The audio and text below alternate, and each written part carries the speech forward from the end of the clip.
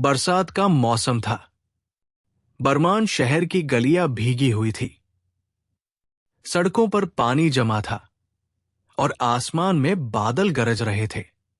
Police की एक नीली लाइट वाली जीप एक पुरानी कोठी के सामने रुकी। उस कोठी की खिड़कियां बंद थी, लेकिन अंदर से हल्की रोशनी बाहर झांक रही थी। कोठी के अंदर एक लाश मिली थी, एक अधेड़ उम्र की औरत की, सफेद साड़ी में लिपटी हुई, चेहरा एकदम शांत, जैसे सो रही हो। आसपास कोई खून नहीं था। दीवारें ताजा रंगी हुई थी, सफेद। कमरे में हल्की सी गुलाब की खुशबू फैली थी। जांच के लिए बुलाया गया डिटेक्टिव अरुण चौकसी, उम्र 62 साल, सफेद बाल, आंखों पर पतले चश्मे और चाल धीमी लेकिन पक्की। वो एक ऐसा नाम था जिसे बरमान पुलिस अब भी इज्जत देती थी। अरुण कमरे में दाखिल हुए। उन्होंने एक नजर में पूरी जगह को पढ़ लिया। बोले, ये मर्डर है, लेकिन यहां कोई हिंसा नहीं दिख रही। सब कुछ बहुत साफ है, ज्यादा साफ। कोठी की मालकिन थी पुष्पा सिन्हा। पड़ोसियों ने बताया, अकेली रहती थी, पर बहुत तेज और चालाक औरत थी। हर किसी से दूर रहती थी। फॉरेंसिक टीम ने बताया, जहर दिया गया है, खाने में मिलाया गया होगा। मगर खाने का कोई सामान नहीं मिला कमरे में। अरुण दीवारों को गौर से देखने लगे। एक जगह दीवार पर कुछ उभार दिखा। नाखून से कुरेदते ही एक छोटा सा पेंट का टुकड़ा गिरा। अंदर पुराना लाल रंग दिखा। खून का दाग छुपाया गया है, उन्होंने धीरे से कहा। जैसे ही वो कमरे से बाहर निकले, उन्हें सीढ़ियों पर एक सफेद रुमाल मिला। रुमाल पर इत्र की खुशबू थी और कोने में सिलाई से एक अक्षर लिखा था कि अरुण बोले, ये कातिल का सिग्नेचर है। सफेद रुमाल, और शायद ये पहला मर्डर नहीं है। अगले दिन अखबार में खबर छपी, पुष्पा सिन्हा की रहस्यमयी मौत, कोई सुराग नहीं। लेकिन अरुण को एक सुराग मिल गया था। उन्होंने अपने पुराने केस फाइल्स निकाले। 4 महीने पहले एक और मर्डर हुआ था। एक retired bank manager Mohan Lal Gupta. उनके कमरे में भी सफेद दीवारें, गुलाब की खुशबू और सफेद रुमाल मिला था। अरुण धीरे धीरे फाइल पढ़ते हुए बोले, दोनों लोगों ने कभी ना कभी कुछ छुपाया था, कुछ गलत किया था, और अब कोई है जो उन्हें सजा दे रहा है, साफ, सफेद और चुपचाप। तभी दरवाजे की घंटी बजी। एक नौजवान लड़का खड़ा था, हाथ में एक लिफाफा और चेहरे पर डर। अरुण ने लिफाफा खोला। अंदर सिर्फ एक पंक्ति लिखी थी, तीसरा शिकार तैयार है, ये खेल अभी बाकी है। अरुण की आंखों में चमक आ गई। उन्होंने धीरे से कहा, कातिल खेल खेल रहा है, लेकिन अब ये खेल मेरा है। अगले दिन सुबह सुबह अरुण चौकसी अपने पुराने दोस्त और पुलिस इंस्पेक्टर बलराम से मिलने थाने पहुंचे।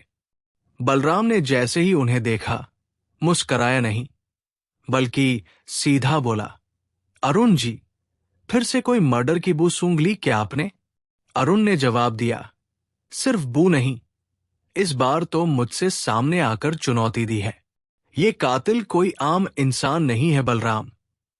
इसे दिखावा पसंद है और साफ सुथरा काम करने की आदत है। बलराम ने चाय मंगवाई और दोनों बैठ गए। अरुण ने रुमाल, गुलाब की खुशबू और दीवारों का जिक्र किया। फिर दोनों ने मिलकर पुराने केस खंगालने शुरू किए। धीरे धीरे एक पैटर्न सामने आया। हर पीड़ित की मौत एक जैसी थी। जहर देकर मारा गया, कोई खून नहीं, सफेद दीवारें, गुलाब की खुशबू और एक सफेद रुमाल। हर बार उस पर कोई एक अलग अक्षर कढ़ा होता था। पहला अक्षर था के, दूसरा केस में मिला रुमाल था ए। अरुण ने पेन उठाया और नोटबुक में लिखा के ए। सोचते हुए बोले, ये नाम बन रहा है, शायद कोई नाम पूरा हो रहा है, हर शिकार के साथ एक अक्षर। बलराम ने कहा, लेकिन ये लोग मारे क्यों जा रहे हैं? कोई पैसे की वजह से नहीं, चोरी नहीं, कोई दुश्मनी भी नहीं।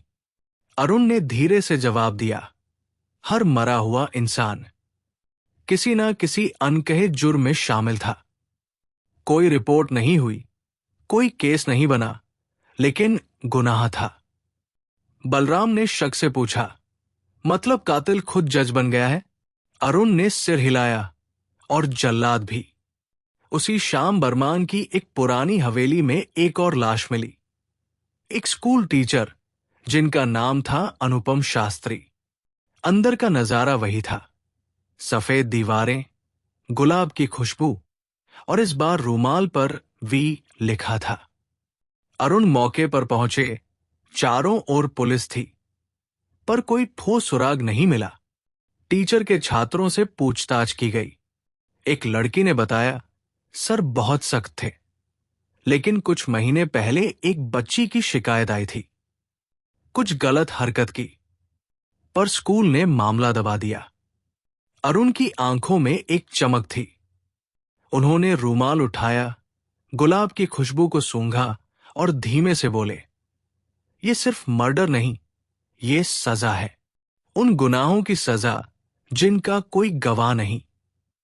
उस रात अरुण अपने कमरे में बैठकर सारे अक्षरों को फिर से देखने लगा। KAV। सोच में डूबा ही था कि खिड़की पर एक पत्थर आकर गिरा। अरुण ने चौंक कर खिड़की खोली। बाहर कोई नहीं था। नीचे देखा तो एक लिफाफा पड़ा था। उसने लिफाफा खोला। अंदर सिर्फ एक कागज था, जिस पर लिखा था, अगली बारी तुम्हारी है, अरुण चौकसी। अरुण का दिल एक पल के लिए थम गया, लेकिन अगले ही पल वो मुस्कराया और बोला, अब मजा आएगा। जब शिकारी को शिकार लगे, उसने अपनी दराज से एक पुरानी फाइल निकाली। एक ऐसा केस जो उसने खुद बंद किया था।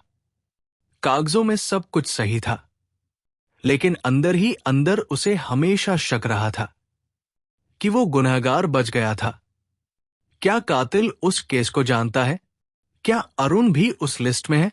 अगली सुबह थाने में खबर आई, बरमान यूनिवर्सिटी के एक प्रोफेसर की मौत हो गई थी। कमरा एकदम वैसा ही था, सफेद दीवारें, गुलाब की खुशबू और रूमाल। इस बार उस पर आइट लिखा था। अरुण के हाथ कांपने लगे। उसने नोटबुक में लिखा KAVI। फिर उसने खुद से कहा, नाम बन रहा है, और शायद ये नाम। मुझे पता है। जैसे ही वो वापस अपनी कुर्सी पर बैठा, उसके मोबाइल पर एक वीडियो आया। स्क्रीन पर सिर्फ एक चेहरा था, काले कपड़ों में कोई, चेहरा नकाब में, सिर्फ आंखें दिख रही थी। और आवाज आई, तुम सच के रक्षक बने फिरते हो, अरुण चौकसी, लेकिन तुम भी अतीत से बच नहीं सकते। अगली बार सफेद रूमाल तुम्हारे लिए होगा। अरुण की आंखों में डर नहीं था, लेकिन इस बार पहली बार उसके माथे पर पसीना जरूर था। बारिश थम चुकी थी, लेकिन बरमान की हवा में अब एक अजीब सा सन्नाटा था। शहर के लोग डरे हुए थे। 3 लोगों की मौत हो चुकी थी, और हर बार सब कुछ वैसा ही, साफ, चुपचाप, और एक सफेद रूमाल के साथ। अरुण चौकसी को अब तक इस केस में जो भी सुराग मिले थे, वो किसी भी आम पुलिस अफसर की समझ से बाहर थे। लेकिन अरुण के दिमाग में एक नाम बनता जा रहा था, KAVI। वो बैठा रहा देर रात तक, नोटबुक पर बार बार नाम को घूरते हुए। फिर अचानक उसकी आंखें चमकी। उसने किताबों की एक पुरानी अलमारी खोली और एक डस्टी सी फाइल निकाली, कवि वर्मा केस। ये एक पुराना मामला था, करीब 8 साल पुराना।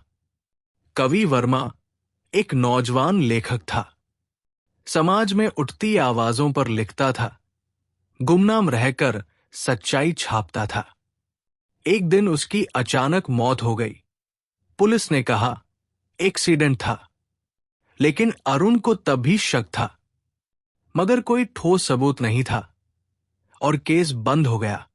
अब इतने साल बाद ये नाम फिर से उसकी जिंदगी में आ गया था। क्या ये उसी कवि वर्मा से जुड़ा हुआ है? उसी समय अरुण को फिर एक चिट्ठी मिली। इस बार चिट्ठी सीधा उसके घर के अंदर तक पहुंची थी। उसका मतलब साफ था, कातिल अब और पास आ गया है। चिट्ठी में सिर्फ एक लाइन थी, जिसे तुमने अनदेखा किया, अब वो सब देख रहा है। अरुण ने बलराम को बुलाया और कहा, मुझे कवि वर्मा की मौत की फाइल दोबारा खोलनी है। अब ये कोई इत्तेफाक नहीं है, ये बदला है, योजनाबद्ध बदला। बलराम ने कहा, तुम्हें लगता है वो जो कवि वर्मा था, उसकी मौत कोई एक्सीडेंट नहीं थी? अरुण ने धीरे से कहा, मुझे लगता है उसकी मौत एक कत्ल थी, और अब उसका कोई अपना, शायद उसका भाई, बहन, दोस्त, वो इस शहर में है और वो एक एक करके उन सबको मार रहा है जो उस केस में शामिल थे, और मैं भी उस लिस्ट में हूं। बलराम चौंक गया। तो फिर हमें पता करना होगा उस वक्त कौन कौन था, कौन कौन शामिल था, जो झूठ बोला, जो चुप रहा, जो गुनाह को अनदेखा कर गया।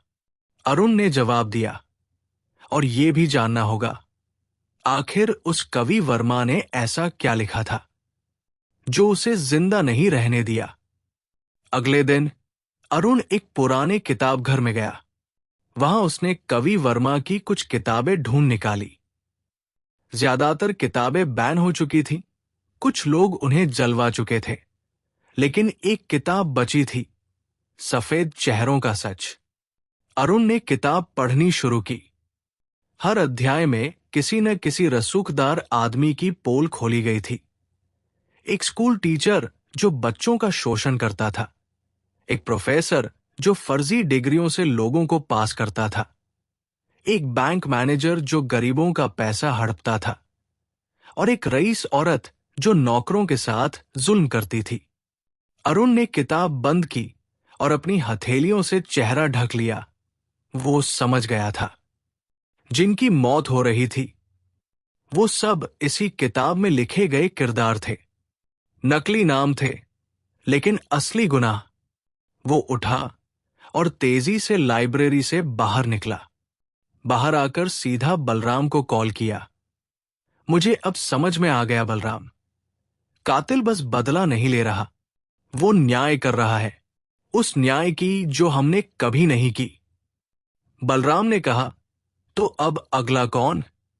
अरुण बोला, जिसने इस किताब को बैन करवाया, जिसने कवि वर्मा को चुप करवाया। बलराम कुछ कहना ही चाहता था कि फोन कट गया। ठीक उसी पल अरुण को अपने गेट के बाहर किसी की परछाई दिखी। वो बाहर गया, लेकिन वहां कोई नहीं था। नीचे जमीन पर एक रूमाल पड़ा था। उसने झुककर उठाया, सफेद रूमाल। इस बार उस पर लिखा था आर। अरुण ने नोटबुक निकाली और सब अक्षर दोहराए, KAVIR। अब उसे पूरा यकीन था, आखिरी अक्षर क्या होगा। रात के 2 बजे थे, लेकिन अरुण को नींद नहीं आ रही थी। उसने अपना लैपटॉप खोला और कवि वर्मा के परिवार की जानकारी निकालने की कोशिश की। बहुत खोजबीन के बाद उसे एक नाम मिला, रवि वर्मा, छोटा भाई, जो कहीं गायब हो गया था कवि की मौत के बाद। अरुण धीरे से बुदबुदाया, रवि, कातिल रवि है। अभी वो सोच ही रहा था कि उसके लैपटॉप पर स्क्रीन काली हो गई और एक वीडियो चल पड़ा। वीडियो में वही नकाब वाला इंसान था और उसने कहा, तुम सच के बहुत करीब आ चुके हो चौकसी साहब। अब फैसला तुम्हारे हाथ में है। अपनी सच्चाई कबूल कर लो या अगला रूमाल तुम्हारा नाम लेकर आए। अरुण स्क्रीन को घूरता रह गया।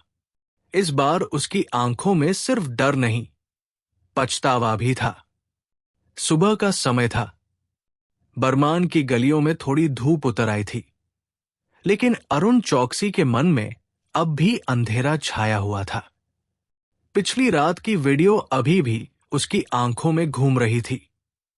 नकाबपोश की आवाज अब धीरे धीरे डर की जगह एक और चीज पैदा कर रही थी, बेचैनी।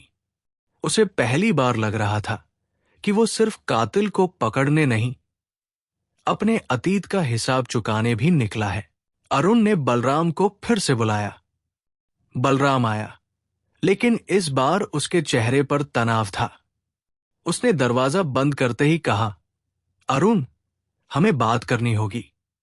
तुम्हारे खिलाफ एक अज्ञात चिट्ठी आई है, जिसमें लिखा है कि 8 साल पहले तुमने कवि वर्मा की फाइल में गड़बड़ी की थी।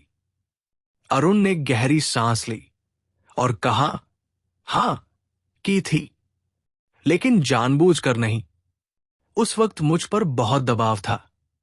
ऊपर से फोन आया था, कहा गया था कि मामला बंद करो, और मैंने चुप रहना चुना। बलराम ने गुस्से से कहा, तुमने एक मासूम की मौत को एक्सीडेंट कहकर बंद कर दिया। अरुण ने अपनी आंखें बंद की और बोला, उस दिन मेरी बेटी अस्पताल में थी, जिंदगी और मौत के बीच झूल रही थी। मैंने मजबूरी में वो फैसला लिया। मुझे लगा था बाद में कभी सच्चाई बाहर लाऊंगा, पर फिर सब कुछ ढक गया। साल दर साल बीत गए, और अब उसका भाई सबको एक एक कर मार रहा है।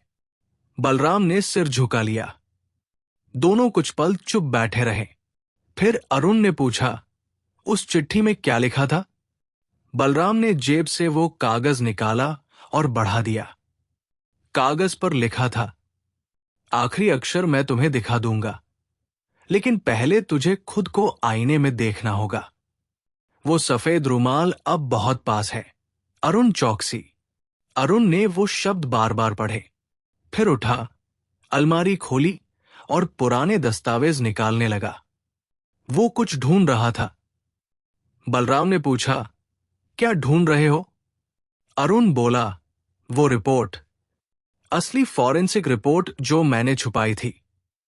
वो मुझे फिर से देखनी है। कुछ मिनटों बाद उसे एक फोल्डर मिला, धूल में सना हुआ। उसने उसे खोला। अंदर वही रिपोर्ट थी, और एक पेज पर हाथ से लिखा एक नोट। कवि वर्मा को जहर दिया गया था, एक्सीडेंट नहीं था। अरुण ने वो पन्ना थामे रखा। उसकी आंखों से पहली बार आंसू निकले। उसने धीमे से कहा, मैंने सच में एक गुनाह को अनदेखा किया था, और अब सजा मिलनी तय है। अचानक बलराम का फोन बजा। दूसरी तरफ एक सीनियर अफसर की आवाज थी, अभी अभी नगर परिषद के पूर्व चेयरमैन की लाश मिली है। नजारा वही है, सफेद दीवारें, गुलाब की खुशबू और एक सफेद रुमाल। बलराम ने अरुण की तरफ देखा और धीरे से कहा, अब सिर्फ एक अक्षर बचा है। वो दोनों तुरंत घटनास्थल की ओर निकले। रास्ते में अरुण की आंखें एक ही बात पर टिकी थी, अब क्या होगा जब नाम पूरा हो जाएगा। वो वहां पहुंचे, एक बड़ी कोठी जहां शव रखा गया था। चेहरा शांत था, आसपास सब कुछ साफ, एकदम पहले जैसा। दीवारें सफेद, खिड़कियां बंद, और मेज पर रखा एक सफेद रुमाल। अरुण ने रुमाल उठाया।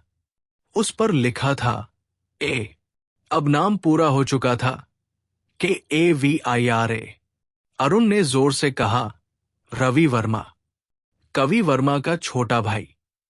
बलराम ने पूछा, क्या हमें यह नाम पहले से पता था? अरुण ने कहा, नहीं, ये नाम कभी रिपोर्ट में नहीं आया, लेकिन अब सब कुछ साफ है। रवि ने नाम के हर अक्षर को हर हत्या के बाद छोड़कर हमें एक कहानी सुनाई, एक सजा दी जो कानून नहीं दे सका। बलराम ने तुरंत एक टेक टीम से रवि वर्मा का पता लगाने के लिए कहा, लेकिन इससे पहले कि कुछ हो पाता, थाने में एक पार्सल आया, छोटा सा डब्बा, और उस पर लिखा था, अरुण चौकसी के लिए। अरुण ने सबके सामने डब्बा खोला। अंदर वही सफेद रुमाल, लेकिन इस बार उस पर कुछ लिखा नहीं था। बलराम बोला, ये तो कोरा है, इसका क्या मतलब? अरुण ने धीमे से कहा, इसका मतलब है अगला फैसला अब मेरा है। क्या मैं खुद को उस लिस्ट में रखूं या खुद को बचा लूं? उसी वक्त बलराम को कॉल आया। एक आदमी सीसीटीवी में दिखा है जो पिछले सभी क्राइम सीन पर मौजूद था। नाम मैच हुआ है, रवि वर्मा। अरुण ने कहा, तो अब वक्त है इस खेल को खत्म करने का। उसने अपनी पुरानी कोट पहनी और कहा, मैं उससे अकेले मिलूंगा, क्योंकि ये लड़ाई अब मेरी है। रात के करीब 11 बजे बलराम ने एक पुरानी फैक्ट्री की लोकेशन दी जहां रवि आखिरी बार देखा गया था। अरुण वहां पहुंचा। फैक्ट्री सुनसान थी। दरवाजा खुला था। अंदर अंधेरा था, लेकिन एक हल्की सी रोशनी एक कमरे से आ रही थी। अरुण ने कदम बढ़ाया, दरवाजे को धीरे से खोला। कमरे में एक आदमी कुर्सी पर बैठा था। काले कपड़े, लंबी दाढ़ी, लेकिन चेहरे पर मासूमियत। अरुण ने पूछा, रवि वर्मा? उसने मुस्कुराकर जवाब दिया, बहुत देर लगा दी चौकसी साहब, मैं तो कब से आपका इंतजार कर रहा था। फैक्ट्री के अंदर सन्नाटा था। हल्की हल्की हवा किसी पुराने पंखे के जरिए सीटी जैसी आवाज कर रही थी। कमरे में बस 2 लोग थे, अरुण चौकसी और सामने बैठा वो आदमी, रवि वर्मा। अरुण ने कुछ देर उसे चुपचाप देखा। रवि की आंखों में न कोई डर था, न कोई पछतावा। उसके चेहरे पर एक ठंडी मुस्कान थी। अरुण ने धीमी आवाज में कहा, तुम ही हो ना वो सफेद रुमाल वाला कातिल? रवि ने धीरे से सिर हिलाया, हां, मैं ही हूं। और आप भी जानते थे, है ना? पहले दिन से कहीं न कहीं आपके मन ने मान लिया था कि जो मारा जा रहा है वो निर्दोष नहीं है।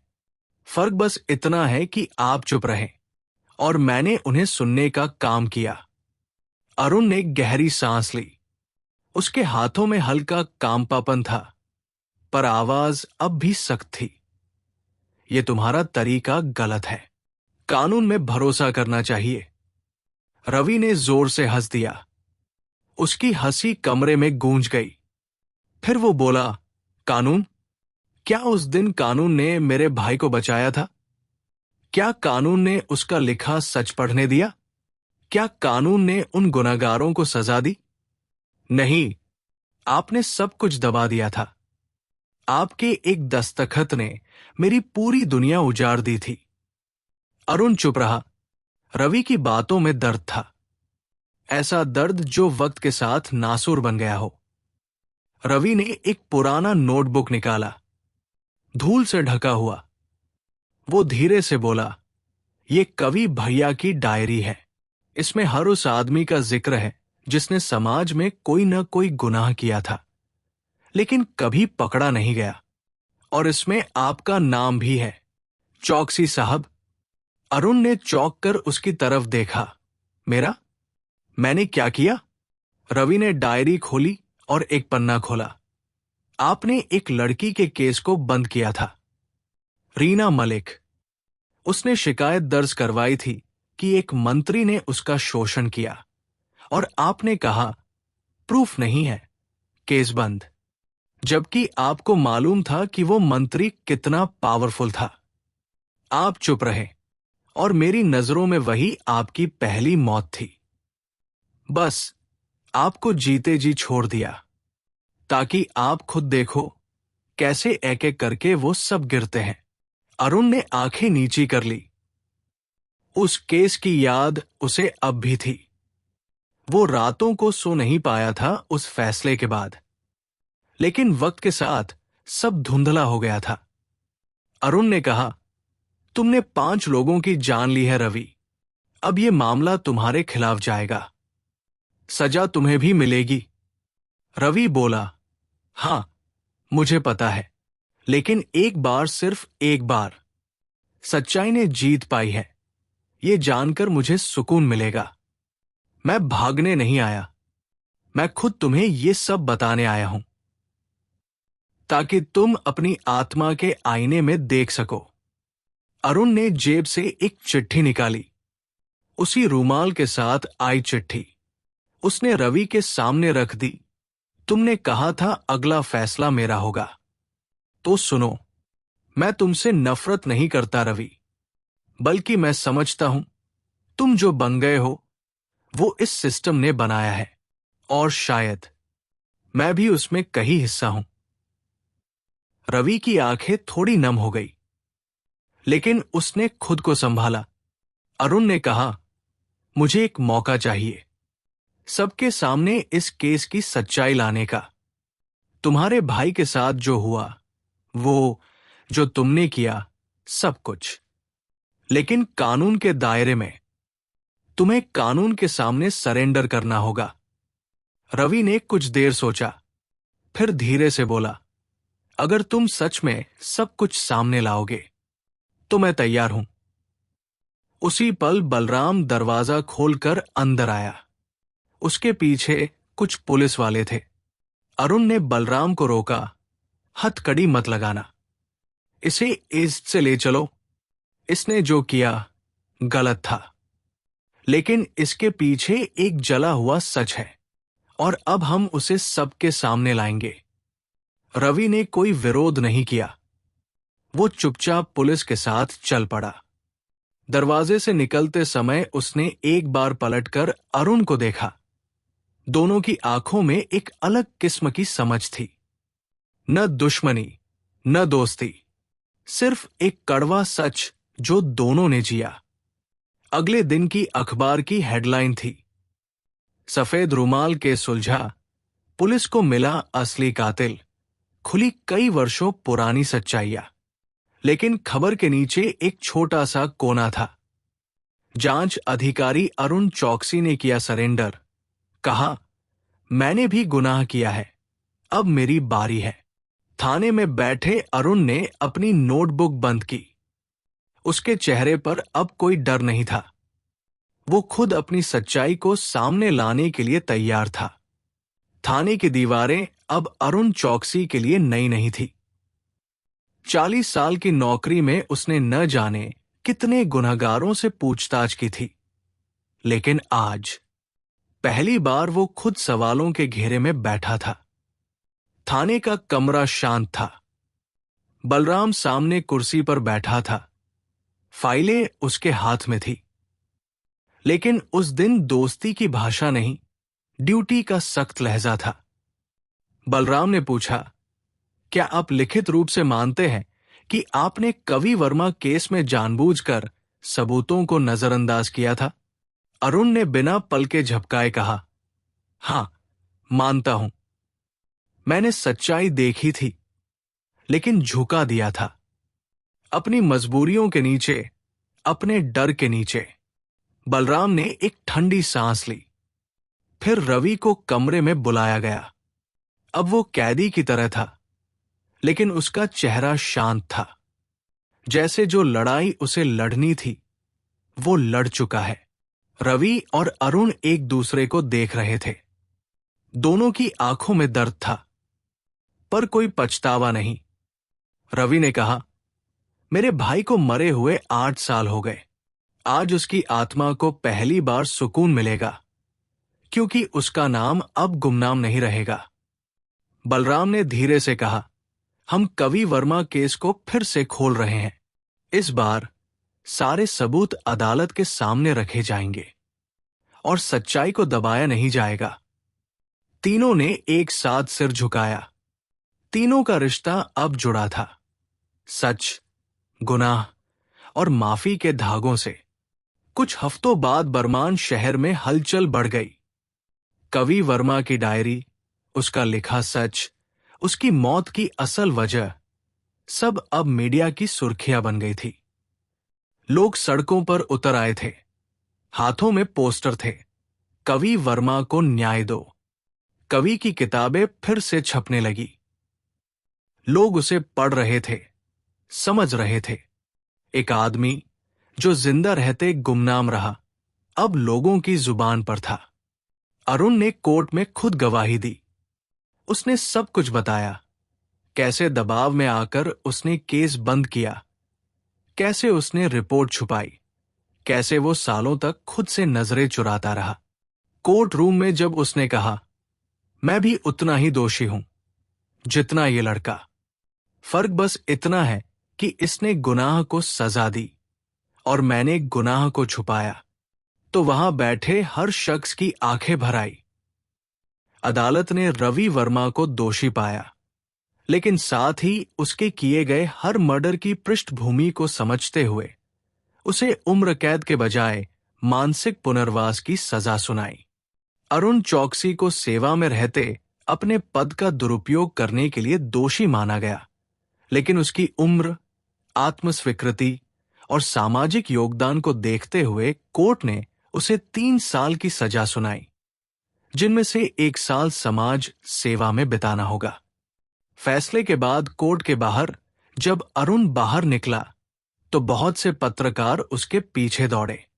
किसी ने माइक आगे बढ़ाया, सर, आपको क्या लगता है ये जो कुछ हुआ, क्या सही था? अरुण रुका, माइक की तरफ देखा और कहा, न्याय कभी भी देर से नहीं आता, अगर आप उसके लिए तैयार हों। मैंने अपनी जिंदगी में कई केस सुलझाए, पर यह आखिरी केस खुद को समझने का था। रवि दोषी है, लेकिन वो अकेला नहीं, मैं भी दोषी था। और शायद हम सब हैं। जब हम गलत को देखते हैं और चुप रहते हैं। वो आगे बढ़ गया, उसके पीछे सिर्फ कैमरे नहीं, कई लोगों की सोच भी बदल गई। कुछ महीने बाद एक छोटी सी किताब छपी। लेखक के तौर पर लिखा गया, अरुण चौकसी, पूर्व डिटेक्टिव, बर्मान पुलिस। किताब का नाम था सफेद रुमाल। उसमें लिखा था, यह कहानी है एक सफेद रुमाल की, जो हर बार हमें ये याद दिलाता है कि जो बाहर से साफ दिखता है, जरूरी नहीं कि वो अंदर से भी उतना ही साफ हो। कभी कभी गुनाह चुपचाप आते हैं और कभी कभी माफी भी। ये कहानी है एक जुर्म की, एक सजा की, और उस सच्चाई की जो देर से आई, लेकिन आई। किताब पढ़ते हुए किसी ने पूछा, ये कहानी सच है क्या? किसी ने जवाब दिया, शायद नहीं, या शायद बिल्कुल सच है, क्योंकि सफेद रुमाल तो हर किसी की जेब में होता है। बस देखना यह है कि उस पर कोई दाग है या नहीं। इस वीडियो को लाइक करें, नीचे कमेंट करके बताएं कि आपको कहानी कैसी लगी, और हां, चैनल को सब्सक्राइब करना बिल्कुल न भूलें, ताकि अगली कहानी आपसे छूट न जाए। इस कहानी को लिखा था अमजद ने, और अगर आपको उनकी और कहानियां सुननी है तो चैनल पर जाएं। वहां और भी डर और सस्पेंस से भरपूर कहानियां हैं। यकीन मानिए, आपको वो भी उतनी ही पसंद आएंगी।